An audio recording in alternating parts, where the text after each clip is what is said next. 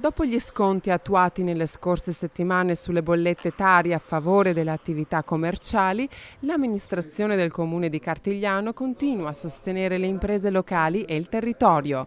È stato infatti approvato e sottoscritto il protocollo d'intesa I comuni sostengono le imprese, che vedrà Cartigliano assegnare un contributo di 6.000 euro alla Confidi, Fidi Imprese e Turismo Veneto per agevolare il credito alle attività economiche del paese.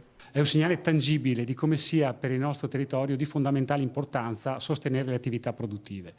È un'azione questa a garanzia dei prestiti che verranno eventualmente richiesti dalle attività economiche del nostro Paese, agevolando quindi la liquidità delle imprese di Cartigliano in un periodo come quello attuale che ha determinato tra i vari problemi una grave crisi economica e finanziaria. Adesso le aziende di Cartigliano potranno chiedere e ottenere finanziamenti complessivi fino a 72.000 euro, con procedura semplificata e veloce, un modo per agevolare liquidità alle imprese. È un'ulteriore boccata di ossigeno per i nostri commercianti.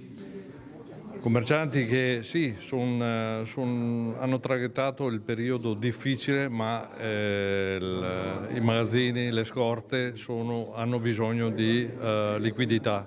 Questa è un'operazione importante perché ci permette, con dei finanziamenti di piccolo taglio, ma che sono importanti per riuscire ad affrontare il periodo post